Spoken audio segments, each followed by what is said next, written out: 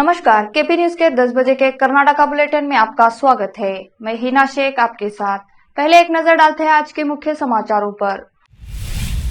JDS उत्तर के उम्मीदवार सूर्यकांत नागमारपल्ली 19 को नामांकन दाखिल करेंगे।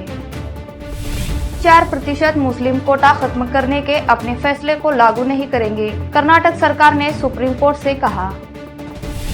पूर्व मुख्यमंत्री जगदीश शेट्टार ने कहा, भाजपा का टिकट नहीं मिलने का कारण बीएल संतोष।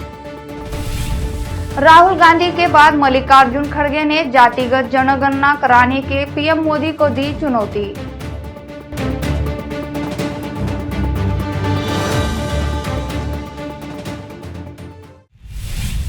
समाचारों का सिलसिला शुरू करते हुए देखते हैं समाचार विस्तार से। पहले देखेंगे स्थानीय समाचार। बीदर उत्तर के जेडीएस उम्मीदवार सूर्यकांत नागमारपल्ली ने कहा कि वह अपना नामांकन कल 19 अप्रैल को दाखिल करेंगे। वह आज अपने कार्यालय में पत्रकारों से बात कर रहे थे। उन्होंने कहा कि वह कल 19 अप्रैल को सुबह 10 बजे अपना नामांकन दाखिल करेंगे। कल सुबह शहर के गांधीगंज में रहे बसवेश्वर मंदिर से पूजा आदि कर जिलाधिकारी की रैली निकलेगी और बसवेश्वर चौक होते हुए जिलाधिकारी कार्यालय पहुंचेगी। इस मौके पर जेडीएस के नेता सहित समर्थक आदि उपस्थित रहेंगे। संवाददाता असलम खान और कैमरामैन कृष्णा का कवरेज। निर्धार ಮಾಡಿದ್ವಿ। ಅದಕ್ಕಿಂತ ಮುಂಚೆ ನನಗೆ ಟಿಕೆಟ್ ಅನ್ನು ಸಿಕ್ಕಿಲ್ಲ ಅಂತ ದೃಷ್ಟಿಯಿಂದ ಟಿಕೆಟ್ ಯಾಕೆ ಇವರಿಗೆ ಸಿಗಲಿಲ್ಲ, ಸಮಾಜದಲ್ಲಿ ಇಷ್ಟು ಕೆಲಸ ಮಾಡಿದ್ದಾರೆ, ಜನಕ್ಕೆ ಅನುಕೂಲ ಮಾಡಿಕೊಟ್ಟಿದ್ದಾರೆ, ಸಾವಿರಾರು ಸಂಖ್ಯೆಯಲ್ಲಿ ಸನ್ಮಾನ್ಯ ಗುರುಪಾದಪ್ಪ ನಾಗಮಾರಪಳ್ಳಿಯ ಅಭಿಮಾನಿಗಳು ನಾವು ಮಾಡಿರ್ತಕ್ಕಂಥ ಕೆಲಸ ಕಾರ್ಯಗಳನ್ನು ನೋಡಿ ಸಮಾಜದಲ್ಲಿ ಅಷ್ಟು ಜನ ಸಹಸ್ರಾರು ಸಂಖ್ಯೆಯಲ್ಲಿ ಇಲ್ಲಿ ಬಂದು, ಇಲ್ಲ ನೀವು ಚುನಾವಣೆಯಲ್ಲಿ ನಿಲ್ಲಬೇಕು, ನಿಮಗೆ ಟಿಕೆಟ್ ತಪ್ಪಿದ್ರೂ ಕೂಡ ನೀವು ಚುನಾವಣೆ ಮಾಡಬೇಕು, ಬೀದರ್ ಅಭಿವೃದ್ಧಿಗೋಸ್ಕರ ನಿಲ್ಲಬೇಕು ಅಂತಂದಾಗ ನಾನು ಚುನಾವಣೆ ನಿಲ್ಲಬೇಕಾ ಚುನಾವಣೆ ನಿಲ್ಲಬಾರ್ದ ಅಂತ ಅವ್ರಿಗೆ ಪ್ರಶ್ನೆ ಕೇಳಿದೆ.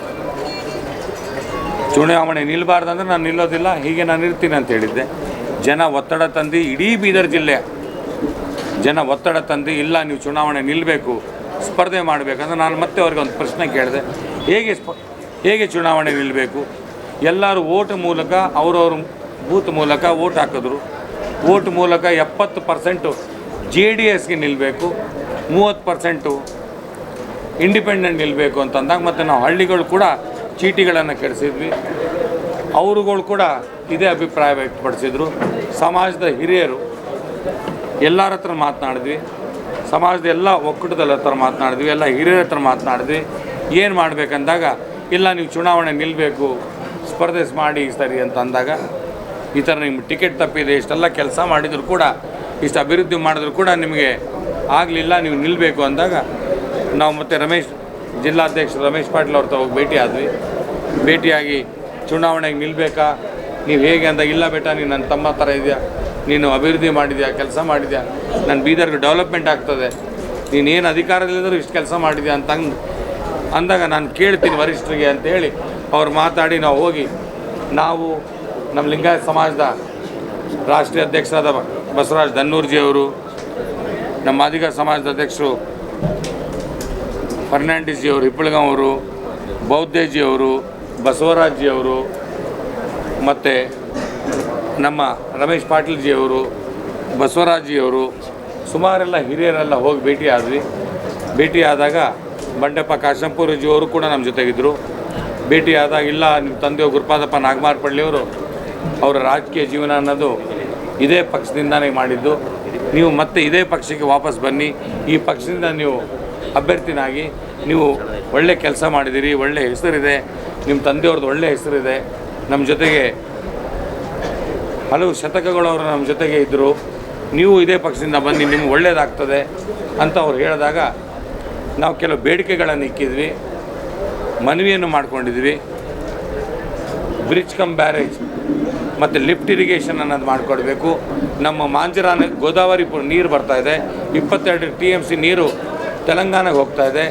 ಆ ಬಾಕಿ ನೀರು ಸದ್ಬಳಕೆ ಮಾಡಿಕೊಂಡು, ಅಂತರ್ಜಲ ಕುಸಿದೋಗಿದೆ, ವಾಟರ್ ಟೇಬಲ್ ಡಿಕ್ರೀಸ್ ಆಗಿದೆ, ವಾಟರ್ ಟೇಬಲ್ ಇನ್ಕ್ರೀಸ್ ಮಾಡೋಕ್ಕೆ, ಸದ್ಬಳಕೆ ಮಾಡ್ಕೊಳ್ಳೋಕ್ಕೆ ನಮಗೆ bridge come barrage plus lift irrigation ಮಾಡಿಕೊಡಿ ಅಂದಾಗ ಮಾಡಿಕೊಡ್ತೀನಿ ಅಂತ ಅವರು ಹೇಳಿದರು. ಜೊತೆಗೆ ಸುಮಾರು ಒಂದು 5,000 ಮನೆ ಕೇಳಿದ್ವಿ, 5,000 ಮನೆ ಕೂಡ ಕೊಡ್ತೀನಿ ಅಂತ ಹೇಳಿದರು. ಮೊನ್ನೆ ತಾನೇ ಹಳೆ ಶಾಸಕರು 1,200 ಮನೆ ಬಂದಿರಕ್ಕಂಥ ಮನೆ ವಾಪಸ್ ಕಳಿಸ್ಬಿಟ್ಟಿದ್ರು. ಅದಕ್ಕಾಗಿ 5,000 ಮನೆ ಬೇಕು ಅಂತ ಕೇಳಿದಾಗ G+2 ಸಿಟಿಗೆ, ಅರ್ಬನ್ಗೆ, ಮುನ್ಸಿಪಾಲ್ಟಿಗೆ ಬೇಕು, ಪ್ಲಸ್ ಪಂಚಾಯತಿಗಳಿಗೆ ಮನೆ ಬೇಕು ಅಂತ ಕೇಳಿದಾಗ ಕೊಡ್ತೀನಂತ ಮುಖ್ಯಮಂತ್ರಿಗಳು, ನಮ್ಮ ಮಾಜಿ ಮುಖ್ಯಮಂತ್ರಿಗಳು, ಹಾಲಿ ಮುಖ್ಯಮಂತ್ರಿಗಳು ಕುಮಾರಸ್ವಾಮಿ ಅವರು ಈ ಮಾತನ್ನ ಹೇಳಿದರು. ಜೊತೆಗೆ ನಾವು ಐತಿಹಾಸಿಕ ಆಸ್ಪತ್ರೆ ಇದೆ, ಮಿಷನ್ ಆಸ್ಪತ್ರೆ, ನಾವೆಲ್ಲ ಅಲ್ಲೇ ಹುಟ್ಟಿದ್ದು. ಬೀದರ್ದು ಸುಮಾರು ಜನ.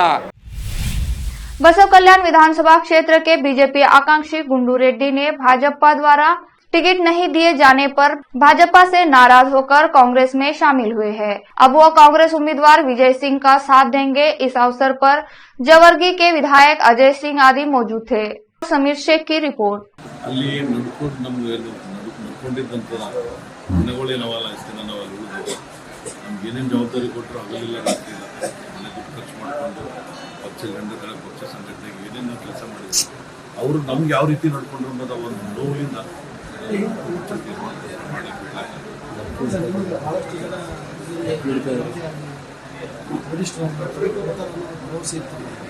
ಲಾಸ್ಟ್ ಈಗ ನಾನು 2018 ಫೈನಲ್ ಆಗಿದ್ದು ಕೆಲವರು ಇದೇ MP ಅವ್ರು ಸೇರಿ ಎಲ್ಲರೂ ಸೇರಿ ನನ್ನ ಟಿಕೆಟ್ ಕುಂತು ಕ್ಯಾನ್ಸಲ್ ಮಾಡಿದ್ದಾರೆ. ಮುಂದೆ ಬರ್ತಕ್ಕಂಥ ಬೈ ಎಲೆಕ್ಷನ್ದಪ್ಪ ನಾರಾಯಣರಾವ್ ಸಾಹೇಬ್ ಅಚಾನಕ್ ಕೋವಿಡ್ನಾಗ ತಿಳ್ಕೊಂಡು ಬೈ ಎಲೆಕ್ಷನ್ ಅವಾಗ ನಾನು ಇಲ್ಲಿ ಒಂದು 2 ಸಲ ತಾಲೂಕು ಪಂಚಾಯತ್ ಅಧ್ಯಕ್ಷ ಕೆಲಸ ಮಾಡಿದ್ದೇನೆ. ನಾನು ಇಲ್ಲಿ ನಡೆದಂಥ ಚುನಾವಣೆಗಳು APMC ಇರ್ಬೋದು, ಮುನ್ಸಿಪಾಲ್ಟಿ ಇರ್ಬೋದು, BLD ಇರ್ಬೋದು, MLC ಇರ್ಬೋದು, MP ಇರ್ಬೋದು, ಹಲವೊಂದು ಎಲೆಕ್ಷನ್ ಕೆಲಸ ಮಾಡಿದ್ದು. ಯಾರಿದ್ರು ಅವಾಗ 2014 MP ಸಾಹೇಬ್ರೆ ನಿಮ್ಮಿಂದ ಯಾರಿದ್ರು? ನೀವು ಸಡನ್ ಅವನಿಗೆ ಅಲ್ಲಿ ಕಾಂಗ್ರೆಸ್ದ TP ZP ಟಿಕೆಟ್ ಕೊಡಲ್ ಮನುಷ್ಯಾಗ ಅದು ಕೆಟ್ಟು ಅವ್ರಿಗೆ ಕುಡಿಬೇಡ್ರಿ ಟಿಕೆಟ್ ಅಂತೇಳಿ ಎಲ್ಲರೂ ಹೇಳಿದ್ರೆ ಯಾರು ಕನ್ಸಿಡರ್ ಮಾಡೋದೇ ಜಸ್ಟ್ ಏನದ ಬಸವಕಲ್ಯಾಣ ಏನು ಉಳಿದದ ಅಂತೇಳಿ ಅದು ಏನೇನಾಗ್ಯದ ಗೊತ್ತಿಲ್ಲ, ಎಲ್ಲರಿಗೂ ಗೊತ್ತದ ಏನಾಗ್ಯದ ಏನಿಲ್ಲ. ನಾವು ಆಟಾದಿ ಹೋಗ್ಲಿಕ್ಕೆ ನಮ್ಗೆ ಬರಲ್ಲ, ನಾವು ಸೀದಾ ಇರೋರು, ನಾವು ಸೀದಾ ಜವಾಬ್ದಾರಿಯಿಂದ ಇಜ್ಜತ್ತಿನ ಕೆಲಸ ಮಾಡ್ಬೋದು ಅಂತ ನಾವು. ಇವತ್ತು ಬಸವಕಲ್ಯಾಣ ಹಾಲತ್ ಏನಾಗ್ಯದ, ಇವತ್ತು ಬಸವಕಲ್ಯಾಣ ಉಳಿಸ್ಬೇಕಂದ್ರೆ ಈ ತೀರ್ಮಾನ ತಗೊಂಡು ಜರೂರಿ ಇತ್ತು, ಅದನ್ನ ಈ ತೀರ್ಮಾನ ತಗೊಂಡಿದ್ದು. ಎಲ್ಲರ ಜೊತೆಯಲ್ಲಿದ್ದಾರೆ. ಮುಂದಿನ ದಿನಗಳದಾಗ ನೋಡ್ರಿ ಯಾರ್ಯಾರು ಬರ್ತಾರೆ ಕಾದು ನೋಡ್ರಿ.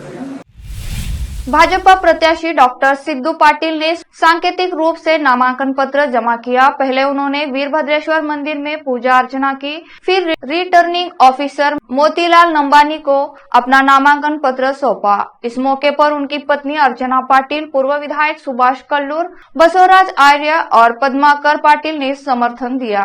बाद में डॉक्टर सिद्धू पाटिल ने कहा 20 अप्रैल को पार्टी नेता और कार्यकर्ता वीरभद्रेश्वर मंदिर से जुलूस निकालेंगे और अपना नामांकन पत्र जमा करेंगे। हुमनाबाद से मुजफ्फर की रिपोर्ट। ಇವತ್ತಿನ ದಿವಸ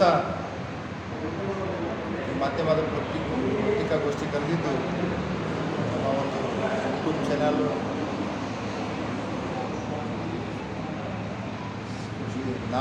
ಸೋಷಿಯಲ್ ಮೀಡಿಯಾ ಎಲ್ಲರಿಗೂ ನಮಸ್ಕಾರ. ನಾಡಿದ್ದು ಅಂದರೆ ಇದೇ 20ರಂದು ನಮ್ಮ ಭಾರತೀಯ ಜನತಾ ಪಕ್ಷ ವತಿಯಿಂದ ನಾಮಪತ್ರ ಸಲ್ಲಿಕೆ ಮಾಡ್ತಾ ಇದ್ದೆವು. ಈ ನಾಮಪತ್ರ ಸಲ್ಲಿಕೆಯಲ್ಲಿ ನಮ್ಮ ನಾಡಿನ ಮುಖ್ಯಮಂತ್ರಿಗಳಾದಂಥ ಸನ್ಮಾನ್ಯ ಶ್ರೀ ಬಸವರಾಜ ಬೊಮ್ಮಾಯಿಯವರು, ಕೇಂದ್ರ ಸಚಿವರಾದಂಥ ಭಗವಂತ ಖೂಬಾಜಿಯವರು, ಜಿಲ್ಲಾಧ್ಯಕ್ಷರು, ನಮ್ಮ ಮುಖಂಡರಾದಂಥ ಸುಭಾಷ್ ಕಲ್ಲೂರ್ಜಿಯವರು ಹಾಗೂ ಅನೇಕ ಎಲ್ಲ ಮುಖಂಡರುಗಳು ಈ ಒಂದು ನಾಮಪತ್ರ ಸಲ್ಲಿಕೆ ಕಾರ್ಯಕ್ರಮದಲ್ಲಿ ಜೋಡಣೆ ಆಗ್ತಾ ಇದ್ದಾರೆ. ಈ ನಾಮಪತ್ರ ಸಲ್ಲಿಕೆಯನ್ನು ನಮ್ಮ ಹುಮನಾಬಾದ್ ಆರಾಧ್ಯ ದೇವರಾದಂಥ ಶ್ರೀ ವೀರಭದ್ರೇಶ್ವರ ಒಂದು ದೇವಸ್ಥಾನದಿಂದ ಪ್ರಾರಂಭವಾಗುತ್ತೆ. ಅಲ್ಲಿಂದು ಬಸವೇಶ್ವರ ವೃತ್ತ, ಬಾಲಾಜಿ ಮಂದಿರ, ಸರ್ದಾರ್ ವಲ್ಲಭಭಾಯಿ ಪಟೇಲ್ ಚೌಕ್, ಅಂಬೇಡ್ಕರ್ ಸರ್ಕಲ್, ಅಲ್ಲಿಂದ ತೆರೆಮಾದೇವಿಗೆ ಮುಕ್ತಾಯಗೊಳ್ಳುತ್ತೆ. ಆ ಮುಕ್ತಾಯಗೊಂಡಿನ ಮ್ಯಾಗೆ ಮಧ್ಯಾಹ್ನ 1 ಗಂಟೆಗೆ ಒಂದು ಸ್ಟೇಜ್ ಕಾರ್ಯಕ್ರಮ ಇದೆ. ಈ ಸ್ಟೇಜ್ ಕಾರ್ಯಕ್ರಮ ಪ್ರಾರಂಭ ಮುಂಚೆ ನಾವು 5 ಜನ ಮುಖಂಡರುಗಳು ಹೋಗಿ ಆ ನಾಮಪತ್ರ ಸಲ್ಲಿಕೆಯನ್ನು ಮಾಡ್ತೀವಿ. ಈ ಕಾರ್ಯಕ್ರಮದಲ್ಲಿ ಸುಮಾರು ಎಲ್ಲ ಮತಕ್ಷೇತ್ರದ ಒಂದು ನೋಡಬೇಕಂತಂದ್ರೆ ಒಂದು ಸುಮಾರು 30,000 ಜನ ಈ ಒಂದು ನಾಮಪತ್ರ ಸಲ್ಲಿಕೆ ಕಾರ್ಯಕ್ರಮದಲ್ಲಿ ಪಾಲ್ಗೊಳ್ತಾ ಇದ್ದಾರೆ. ಯಾಕಂತಂದ್ರೆ ಇವತ್ತು ನಾವು ಇಡೀ ಮತಕ್ಷೇತ್ರಗಳಲ್ಲಿ ತಿರುಗಾಡಿದಾಗ ಎಲ್ಲ ಕಡೆ ಕೂಡ ಒಂದು ಒಳ್ಳೆಯದಾದಂಥ ವಾತಾವರಣ ಇದೆ. ಭಾರತೀಯ ಜನತಾ ಪಕ್ಷದ ಹುಮ್ನಾಬಾದ್ ಮತಕ್ಷೇತ್ರದಲ್ಲಿ ಸುಮಾರು 255 ಬೂತ್ಗಳಿದ್ದು ಎಲ್ಲ ಬೂತ್ಗಳಿಗೆ ಇವತ್ತು ನಾವು ಮತ್ತು ನಮ್ಮ ಮುಖಂಡರುಗಳು ಹೋಗಿ ನೋಡಿದಾಗ ಅವ್ರು ಸರಿ ಚರ್ಚಿಸಿದಾಗ ಇವತ್ತು ಎಲ್ಲ ಬೂತ್ಗಳಲ್ಲಿ ನಮ್ಮ ಭಾರತೀಯ ಜನತಾ ಪಕ್ಷ ಒಂದು ಒಳ್ಳೆಯದಿದೆ. ಒಂದೊಂದು ಬೂತ್ಗಳಿಂದ ಸುಮಾರು 100-150 ಜನರು ತಮ್ಮ ಸ್ವಇಚ್ಛೆಯಿಂದ ಈ ಕಾರ್ಯಕ್ರಮಕ್ಕೆ ಬರ್ತಾ ಇದ್ದಾರೆ. ಹಾಗೆ ತಾವೆಲ್ಲ ನುಡಿದ ಹಾಗೆ ಈ 2023 अब राज्य के अन्य समाचार। कर्नाटक सरकार ने मंगलवार को सुप्रीम कोर्ट को आश्वासन दिया कि वह नौकरी और शिक्षा में ओबीसी श्रेणी में 4% मुस्लिम कोटा खत्म करने के अपने फैसले को एक सप्ताह के लिए आगे लागू नहीं करेगी। राज्य सरकार की ओर से सॉलिसिटर जनरल तुषार मेहता ने जस्टिस के.एम. जोसेफ और बी.वी. नागरत्न की पीठ के समक्ष प्रस्तुत किया कि राज्य सरकार को अपना हलफनामा दायर करने के लिए और समय की आवश्यकता होगी, जिससे अदालत को 25 अप्रैल तक सुनवाई टालनी पड़ी। राज्य सरकार ने पहले अपने फैसले की चुनौती पर अपना जवाब दाखिल करने के लिए सोमवार तक का समय मांगा था। 13 अप्रैल को राज्य सरकार ने आश्वासन दिया था कि वह 27 मार्च के आदेश के अनुसार शैक्षणिक संस्थानों में कोई प्रवेश नहीं लेगी या नौकरियों पर नियुक्ति नहीं करेगी। भाजपा द्वारा राज्य भाजपा महासचिव महेश तेंगिकाई को हुगली धारवाड़ केंद्रीय निर्वाचन क्षेत्र से अपना उम्मीदवार बनाने के एक दिन बाद पूर्व मुख्यमंत्री जगदीश शेट्टर, जो भाजपा छोड़ के बाद अब कांग्रेस के उम्मीदवार है, उन्होंने मंगलवार को कहा कि भाजपा के राष्ट्रीय महासचिव संगठन भाजपा द्वारा उन्हें टिकट नहीं देने के लिए बीएल संतोष जिम्मेदार है। ये आरोप लगाते हुए कि संतोष अपनी नीली आंखों वाले लड़के तेंगिकाई सहित राज्य भर में भाजपा के उम्मीदवारों के रूप में अपने सहयोगियों को मैदान में उतारने में कामयाब रहे। शेट्टर ने कहा कि संतोष और अन्य नेताओं को पार्टी की नींव को होने वाले नुकसान के बारे में सोचना चाहिए था। अगर उनके जैसे वरिष्ठ थे जो पार्टी बनाने वाले परेशान हैं, मैं नहीं जानता कि बीजेपी के शीर्ष नेताओं को संतोष पर भरोसा क्यों है, जो अलग अलग राज्यों में बीजेपी के चुनाव प्रभारी के रूप में नियुक्ति होने पर विफल रहे थे। उनके लिए पार्टी नहीं व्यक्ति महत्वपूर्ण हो गया है। यह बीजेपी को बर्बाद कर देगा और उस पार्टी में नंबर 1 और नंबर 2 नरेंद्र मोदी और अमित शाह को जमीनी हकीकत से अवगत नहीं कराया गया। रोकते हैं समाचारों का सिलसिला ब्रेक के लिए, जल्द लौटते हैं ब्रेक के बाद।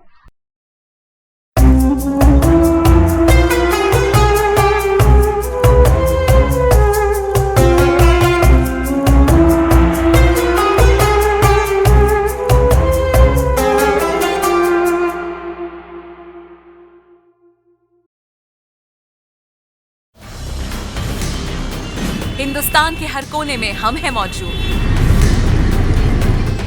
24 घंटे हालात पर गहरी नजर, खबरों से जुड़े चुपते सवालात और आपको दिखाता है धार्मिक, सामाजिक, राजनीतिक, लोकल और इंटरनेशनल न्यूज की सबसे बेहतर कवरेज, जो आपको रखती है हर पल बाखबर। देश और दुनिया भर की खबर के लिए देखते रहें KP news 24/7। Noor education trust Bidar की ओर से चलाए जाने वाला Noor MEd and BEd college Bidar, recognised by NCTE Delhi and affiliated to Gulbarga University, Gulbarga. Admission are open for the academic year 2022-23 विशेषज्ञ और सक्षम शिक्षकों द्वारा शिक्षा प्राप्त करने के लिए नूर एमएड एंड बीएड कॉलेज में दाखिला लें और शांत वातावरण में शिक्षा प्राप्त करें। बीदर शहर में बेहतर शिक्षा का एकमात्र केंद्र Noor MEd and BEd college, Shahpur gate, Bidar. Phone numbers 9945283920, 8482221297।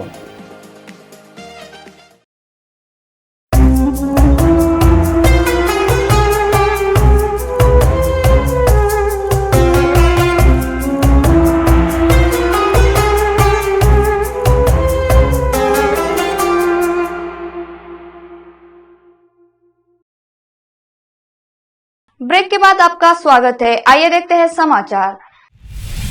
Congress अध्यक्ष मल्लिकार्जुन खड़गे ने प्रधानमंत्री नरेंद्र मोदी को एक अद्यतन और व्यापक जाति जनगणना का अनुरोध करते हुए लिखा है, जबकि राहुल गांधी ने प्रधानमंत्री को 2011 की जाति आधारित जनगणना के आंकड़ों को जनता के लिए जारी करने की चुनौती दी है।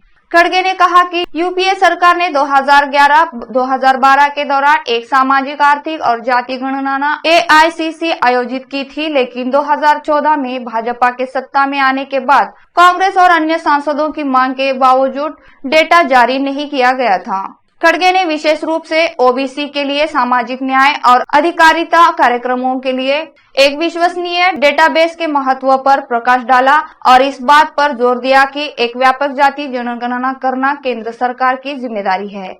16 अप्रैल को कर्नाटक के कोलार में कांग्रेस की एक चुनावी रैली में बोलते हुए राहुल गांधी ने दावा किया कि केवल 7% अन्य पिछड़े जातियों, दलितों और आदिवासियों ने केंद्र सरकार में सचिव के रूप में कार्य किया और आरक्षण पर 50% की सीमा को हटाने का आह्वान किया।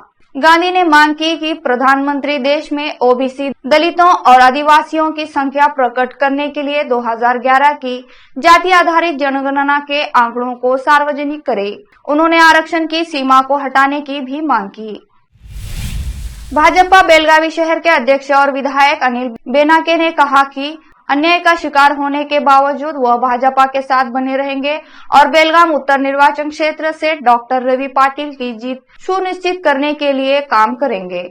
बेनाके ने भाजपा के राष्ट्रीय महासचिव BS संतोष के साथ बैठक करने के बाद बेलगाम उत्तर विधानसभा क्षेत्र से उम्मीदवारी के लिए आवेदन किया था और दावा किया था कि उन्होंने निर्वाचन क्षेत्र में कई विकास परियोजनाओं को लागू किया है। उन्होंने आगे कहा कि शहर में कानून व्यवस्था की स्थिति अच्छी है और उनकी निगरानी में शांति बनी हुई है। हालांकि उम्मीदवारी के लिए अपना नाम प्रस्तुत करने के बावजूद भाजपा ने डॉक्टर रवि पाटिल को सीट के लिए चुना है। बेनाके ने कहा, बीजेपी ने डॉक्टर पाटिल को उम्मीदवार बनाने का फैसला किया। मुझे नहीं पता कि मुझे उम्मीदवारी से क्यों वंचित किया गया और डॉक्टर पाटिल को उम्मीदवार क्यों बनाया गया। हालांकि उन्होंने बीजेपी के प्रति अपनी वफादारी दोहराते हुए कहा, मैं पिछले 30 साल से बीजेपी से जुड़ा हूं और पार्टी द्वारा किए गए फैसले का पालन करूंगा। पूर्व मुख्यमंत्री एचडी कुमारस्वामी के अपनी दूसरी सीट के रूप में मांड्या से चुनाव लड़ने का फैसला करने की स्थिति में सत्तारूढ़ भाजपा मांड्या लोकसभा सांसद सुमलता अमरीश को मैदान में उतारने की तैयारी कर रही है। भाजपा के एक वरिष्ठ नेता ने बताया कि रविवार देर रात भाजपा की रणनीति बैठक में सुमलता को मैदान में उतारने पर चर्चा हुई और उन्हें इस बारे में बता भी दिया गया। यह सिद्धरामैया, DK शिवकुमार और कुमारस्वामी जैसे विपक्ष के शीर्ष नेताओं के खिलाफ मजबूत उम्मीदवारों को मैदान में उतारने की भाजपा की बड़ी योजनाओं का हिस्सा है, ताकि इस धारणा को दूर किया जा सके कि यह ओकालिगा गठ में विपक्ष के खिलाफ कमजोर उम्मीदवारों को मैदान में उतारती है। सुमलता को पार्टी कार्यालय आने को कहा गया और नेताओं ने उनसे राय मांगी। वह मांड्या में कुमारस्वामी के खिलाफ चुनाव लड़ने को लेकर सकारात्मक दिख रही थी, हालांकि कभी कुछ भी तय नहीं है। उन्होंने अपने इकलौते बेटे अभिषेक के मांड्या से चुनाव लड़ने की संभावना को पहले ही खारिज कर दिया है। बोमनहल्ली से 3 बार के भाजपा विधायक एम सतीश रेड्डी ने 10 मई को होने वाले विधानसभा चुनाव के लिए सोमवार को बेगूर रोड पर कार्यकर्ताओं के प्रदर्शन के बाद अपना नामांकन दाखिल किया। 51 वर्षीय रेड्डी इस निर्वाचन क्षेत्र से लगातार चौथी बार चुनाव लड़ेंगे। भाजपा समर्थक उनमें से कई पार्टी के रंगों में और झंडे लहराते हुए नामांकन दाखिल करने के लिए रेड्डी के निर्धारित आगमन से 1 घंटे पहले सुबह लगभग 11:30 बजे बोमनहली जंक्शन के पास बीबीएमपी जोनल कार्यालय की ओर जाने वाली सड़कों पर उतरना शुरू कर दिया। इमारत के पास सड़क के 300 मीटर के भारी पुलिस वाले हिस्से पर यातायात बंद कर दिया गया था। रेड्डी खुले प्रचार वाहन से दोपहर करीब 1 बजे पहुंचे। पड़ोस के मंदिर में जाने से पहले उन्होंने विधानसभा में एक और कार्यालय के लिए मतदाताओं का समर्थन मांगते हुए संक्षेप में बात की।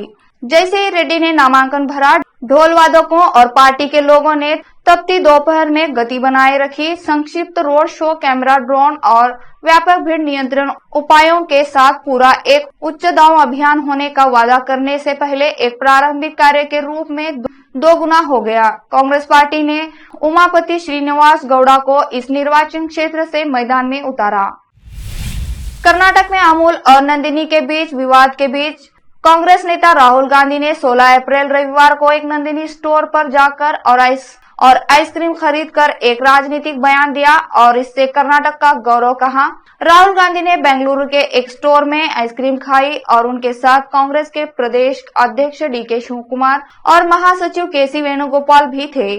चुनाव प्रचार के लिए कर्नाटक में मौजूद कांग्रेस नेता ने नंदिनी को सर्वश्रेष्ठ भी कहा। Nandini Karnataka milk federation KMF का प्रमुख ब्रांड है और डेयरी उत्पादकों के एक श्रृंखला का उत्पादन करती है।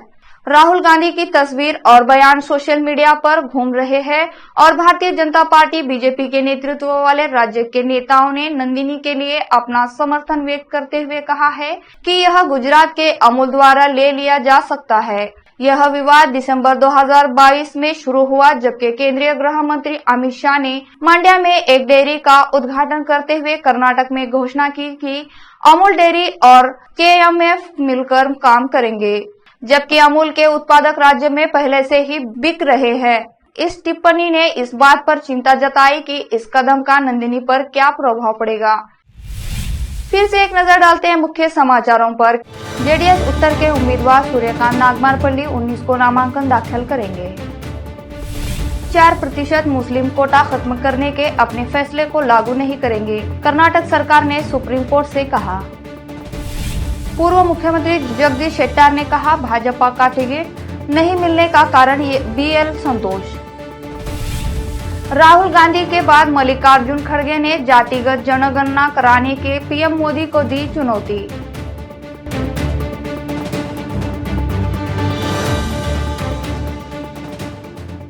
KP न्यूज के कर्नाटका के बुलेटिन में आज इतना ही। अन्य समाचारों के लिए जुड़े रहे हमारे चैनल से। धन्यवाद।